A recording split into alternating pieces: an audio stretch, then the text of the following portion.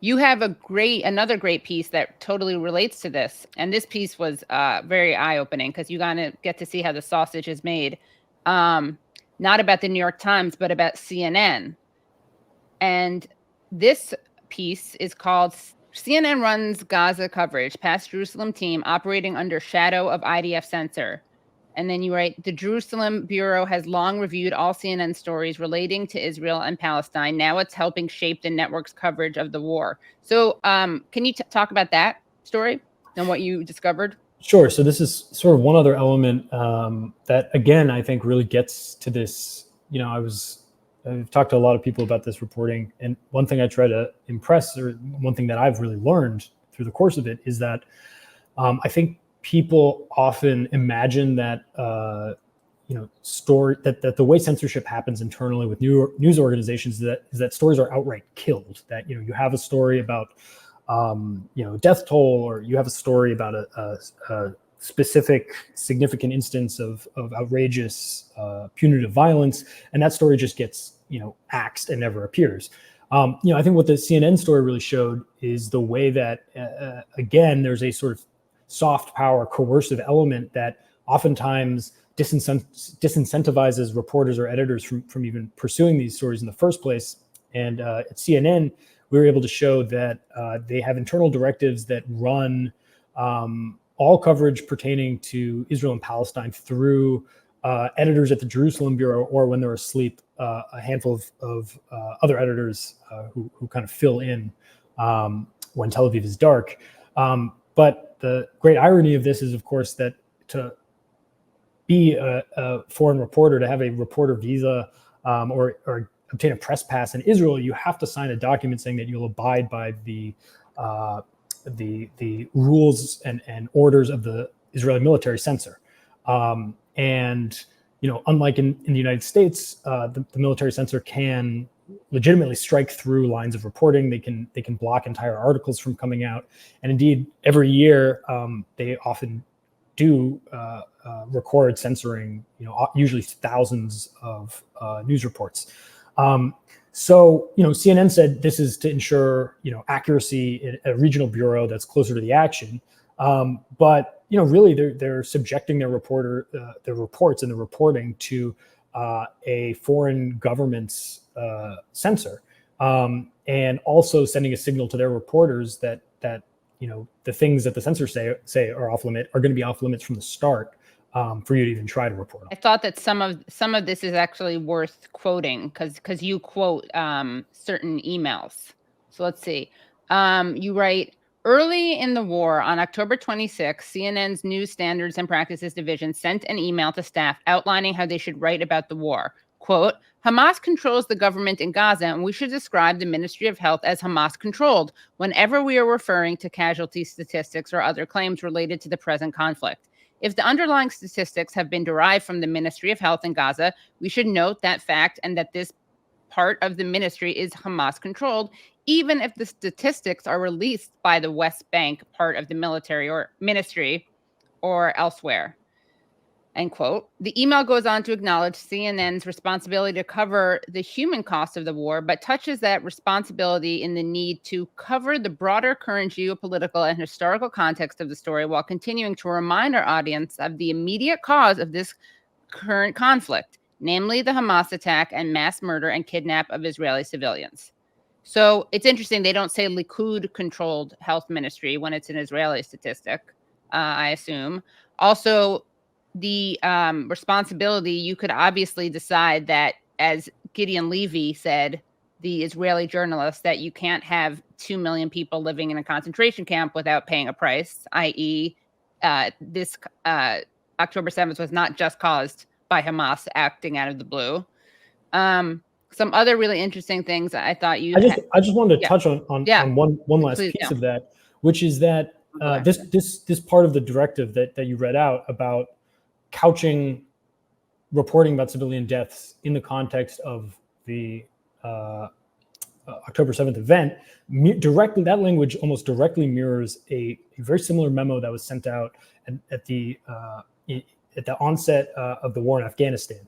Right. where then CNN's then chairman sent out a memo telling reporters that no matter the civilian carnage they were seeing across Afghanistan, it was critical to remind viewers that what they were seeing was a direct result of the terrorist attacks on September 11th. Right. So again, you are shown not just the company line on Israel-Palestine, but in fact an entire mechanism for shaping news and drumming up war support by trying to over and over and over again tie any civilian quote unquote collateral damage to an initial recognition of violence occurring against a allied country or the homeland. You're justifying Israel's response because it's a response to Hamas, or you're justifying America's response because it's a response to 9/11. So it's October 7th or 9/11. You also, if I can just go back, because I thought this was such a great, so revealing, you have some more things that you revealed in this excellent article, which we'll link to. The email further instructed reporters and editors to make it clear to our audiences whether either or both sides have provided verifiable evidence to support their claims. Okay. In a separate directive dated November 2nd, Senior Director of News Standards and Practices, David Lindsay, cautioned reporters from relaying statements from Hamas. As the Israel-Gaza war continues, Hamas representatives are engaging in inflammatory rhetoric and propaganda. Most of it has been said many times before and is not newsworthy. We should be careful not to give it a platform. So that's fascinating. What about the rhetoric from Israel saying we're going to do Amalek on them, which is kill every man, child, suckling, livestock member? What about Israel saying that they're going to shut off all the water and all the electricity? Is that not insightful language, inflammatory language? Well, I think it's interesting to think about like the centralization of Hamas leadership, right? And the notion that I think what they're largely describing is statements from a very official spokesperson, whereas Israel is actually it's interesting to think about that question, given the fact that you have these different factions. You have ministers who are contradicting the prime minister, who are contradicting other ministers. And in that directive, CNN made clear that they're also attributing statements to IDF officials or to the IDF in certain cases. The other thing that piece revealed was that on the onside of the war, they actually hired a former IDF soldier from the spokesperson's unit to work on Israel coverage. But the other difference is just they did that with someone from Hamas. Right. Like they hired someone who had worked for Hamas to do Palestine coverage. But I think the other question here is just the speed, right? I mean, you have a guerrilla, effectively a guerrilla organization that's right. Under bombardment with some leadership, in Qatar and other places, but trying to coordinate and understand what's happening on the ground there. And then you have a Western-backed military with a more secure and highly functioning press operation, and so you also just get an obvious difference in speed there, and volume. And when you have a former IDF spokesperson unit employee, that speed certainly increases as well. But yeah, and also just there's the problem of just where do you as they kill more and more reporters in Gaza, it's there's just less and less news that's coming out of there, and so you can print that this report came from the IDF. You can explain that, but if that's kind of all you got, then that qualifier doesn't count for much. Right. And of course, it bears repeating that this is not accidental in the line of fire death for reporters. Israel knows where the journalists live, and they kill them in their homes with their families. Yes, and they target them. There are multiple investigations from widely respected NGOs that suggest strongly and provide a lot of evidence for that claim. So you found out, you also cover this. You say, according to an email reviewed by the Intercept, CNN expanded its review team over the summer as the highly controversial overhaul of Israel's judicial system moves through Israel's parliament to include a handful of editors outside of Israel in an effort to streamline the process of getting review from Israel of the coverage. In a July email to CNN staff, Jerusalem Bureau Chief Richard Green wrote that the policy exists, quote, because everything we write or broadcast about Israel or the Palestinians is scrutinized by partisans on all sides. The Jerusalem Bureau aims to be a safety net so we don't use imprecise language or words that may sound impartial, but can have coded meanings here, end quote.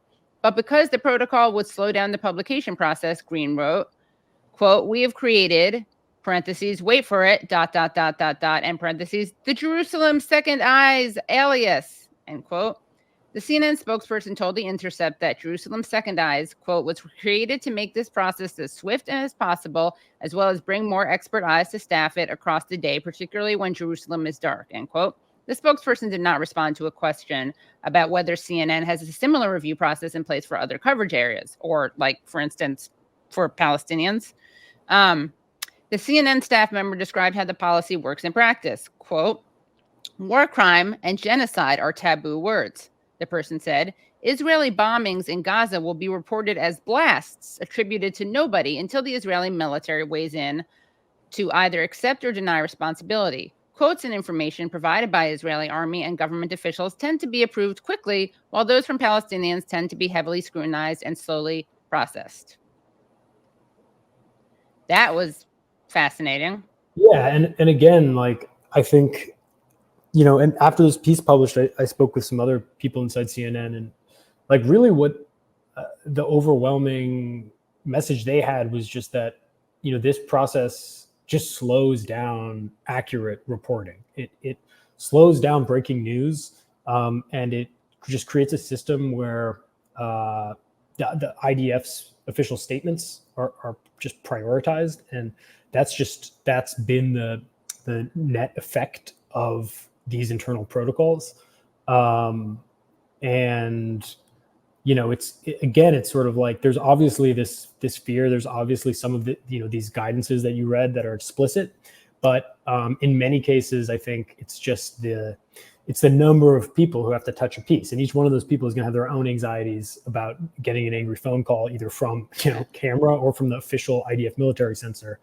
And the more people you put on it, and the more second eyes you have, you know, the slower it's going to be, and the more priority the Israeli military is going to have.